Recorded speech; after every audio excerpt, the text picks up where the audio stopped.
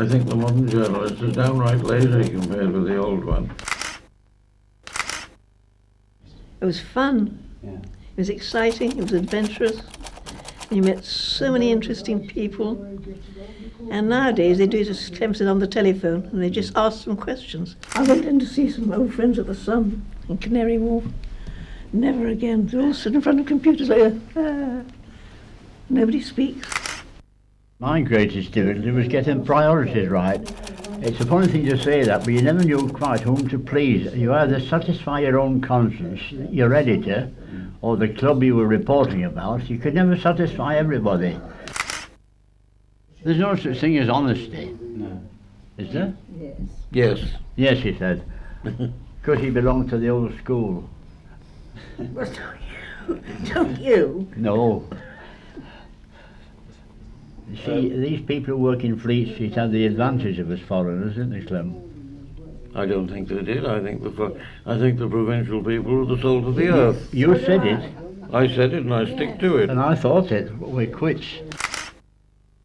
You never broke confidences in those days. These days you're paid for breaking them. Well, if you go into the modern newspaper office, you see a lot of people sitting in front of screens, not daring to talk to anybody else. Yeah. The atmosphere is sterile, whereas in the old-fashioned newspaper office, Shouted boy, didn't they? Yes. Boy. Boy. you had a boy to come and collect what you'd written. Boy!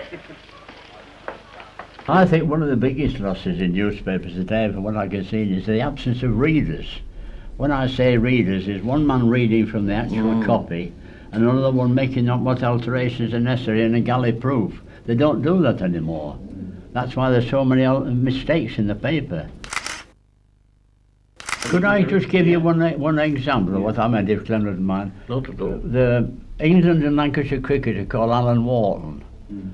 Now, in my report, I said, or I sent over the telephone, Alan Wharton made a fine offcut.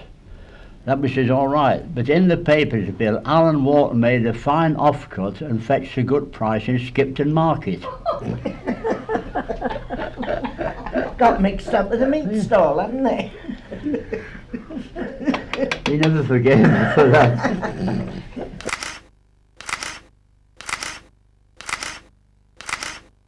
Well, the important thing about the Newspaper Press Fund is that it's about the only charity available for journalists.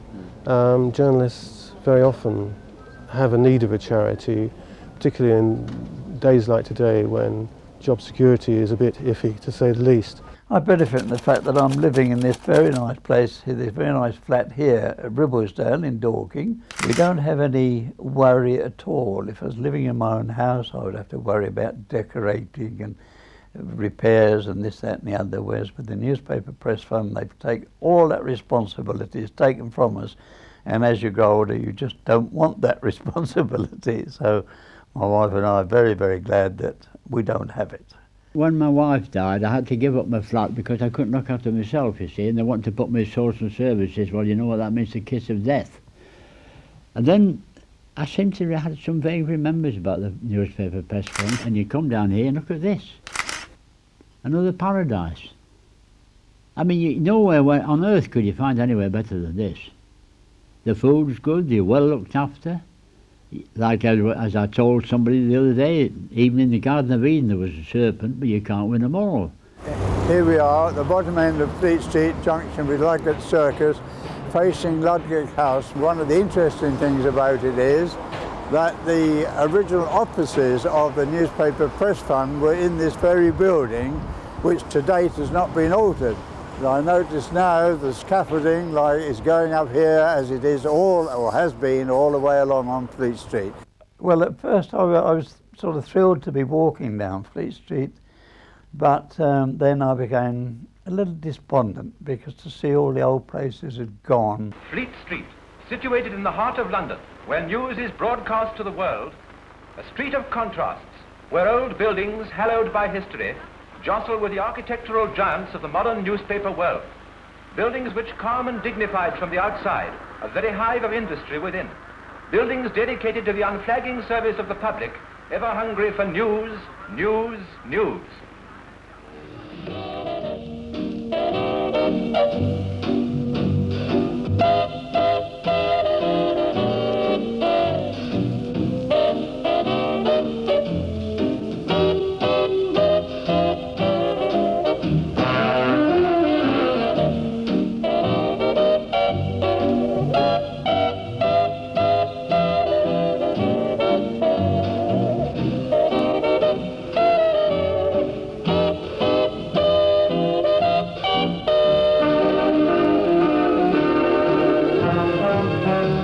About 20 pubs or Fleet Street. You walk into any one and you knew somebody.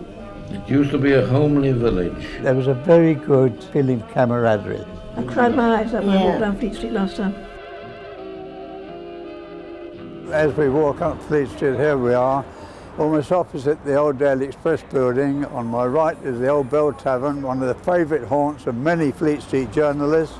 And on the opposite side of the road, massive reconstruction work going on alongside the old Express building. An old colleague of mine had a 1 hour off, and he spent this 1 hour going from pub to pub up and down Fleet Street. He took me with him one night, and when I got back I was unfit for duty. I worked for the Telegraph for 33 years, and I was very annoyed that I had to leave actually. When I was 65 I was just pushed into the street. I started in 1944, just before D-Day. They sent me off as a war correspondent with the Merchant Navy.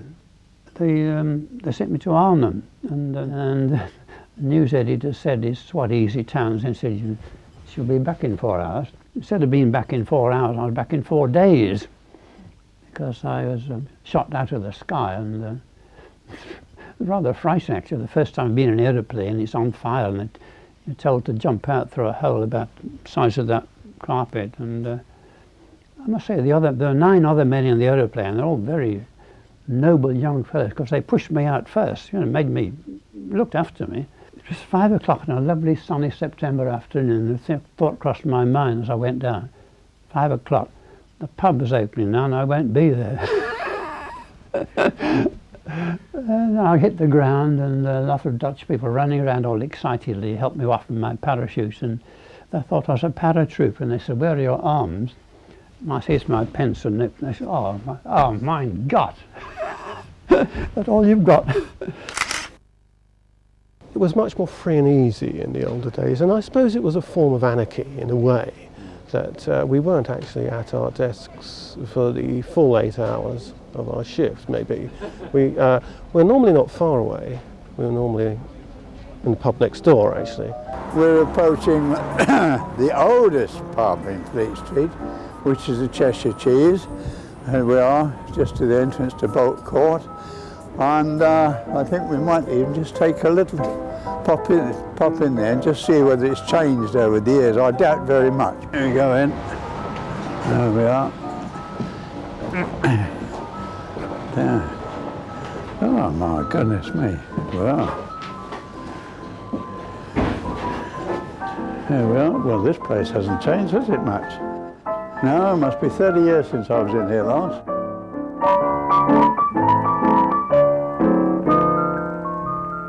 No changes at all. One of the few places, I think, in Fleet Street.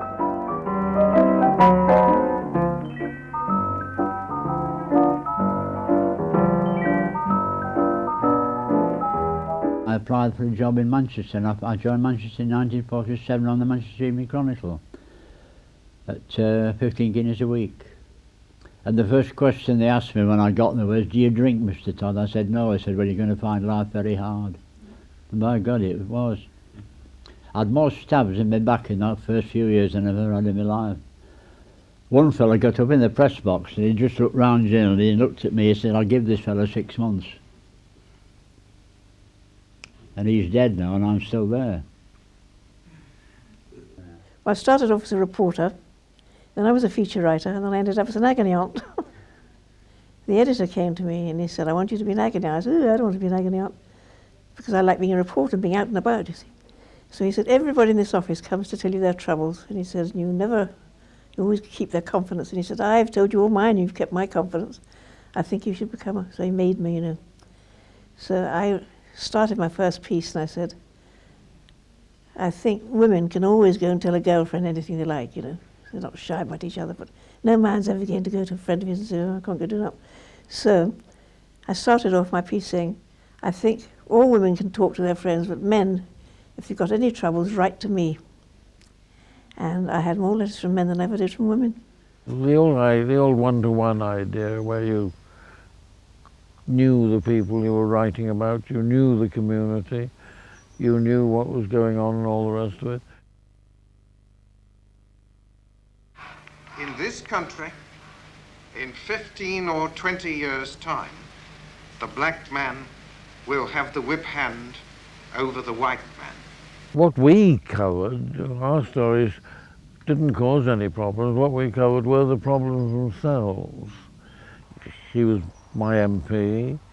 I mean, he was a personal friend of mine. The tragedy of the whole thing was the fact that he gave credence to racism, and he made racism polite. I regret the loss of what was a very good friendship with Enoch Powell, but after he made that speech, it was no good. As I look around here, all corners of me, I sort of look in amazement, because I'm sure that today, had I been sort of dropped here by a helicopter, for instance, I would have no idea at all where I was. A lot of the fun has gone out of the job. I personally blame computers. We're staring at these screens all day long, and they do take concentration. So there's not so much of the banter that used to go on. You make me feel so young. You make me feel so spring has sprung. Oh, he was sweet. Everybody, it was the first time he'd ever been to London. He was at the Palladium, and everybody was at the door trying to get him. And he put his head out the window and he came downstairs and opened the door and said, "You're all men, I'll see the one lady." And he said to me, "Come on, my dear." He took me in and he said, "I know that English people like tea, I'll make you a cup of tea." And he went off and made me a cup of tea himself. He was so sweet. I rang Cary Grant up, you see. He just arrived in England. And I said, "Could I have an interview?" He said, "I haven't got any time, I'm only here for a day or something." So I said, "Don't you ever have a shower in the morning, Mr. Grant?" He said, "Well, of course I do."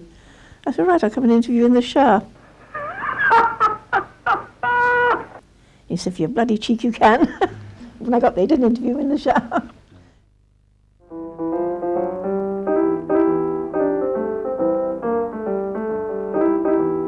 Yes, they're always very, very exciting because people are always dashing around. You're going into the buildings, there was always a hubbub of talk going on, which is gone. I think it would be great if we could all, not necessarily Fleet Street, but if we could all be together again. It would be a lot more fun. And perhaps a late drinking would help. I loved it. I loved every single minute of it. Because you got up in the morning and every day was an adventure. And you never knew where you'd be sent. So it was lovely, you know. I never wanted to do anything else from childhood onwards. I wanted to do that. I hated it when it was all over. It's a bit sad, really, to see all the old papers gone. It's lost the bustle of Fleet Street. When you came down here in the old days, you found that people were rushing around. They were all parts of individual families almost belonging to each paper. And there was a feeling about the street which is just gone now. I mean, now you have these massive rebuildings, buildings which have really no feature to them. And so the whole atmosphere of Fleet Street has died with the going of the papers. I know people say, well, it's not as good as it was in our day. You get tired of saying it because those days will never come back.